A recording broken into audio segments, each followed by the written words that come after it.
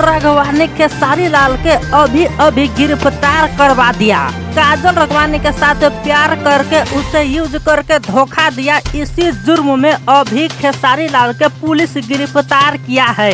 बहुत दिनों से खेसारी लाल काजल राघवानी के जिंदगी के साथ खेल कर सोशल मीडिया पर उसे बदनाम कर रहा था, परेशान कर रहा था, उसके ऊपर अटैक किया, उसका जान लेने की कोशिश करवाया। काजल राघवानी प्रशासन के सहारा लेकर खेसारी लाल के अभी पुलिस से गिरफ्तार करवा के जेल के भीतर बंद करवा दिया है। दोस्तों, अभी मीडिया के सामने आकर काजल राघवानी पूरा सच्चाई बताया है कि खेसारी मेरे साथ क्या क्या किया है। वो मुझे पटाने के लिए रो रो कर फुट कर छाती पीट कर रोते हुए कहता था कि अगर तू मुझे नहीं मिलेगा तो मैं अपना जान दे दूंगा, तू ही मेरा जिंदगी है। मैं अपने पत्नी के तलाक देकर तब तुम्हारे साथ शादी करूंगा, ऐसा झांसा देकर तब उसके साथ खिलवाड़ किया।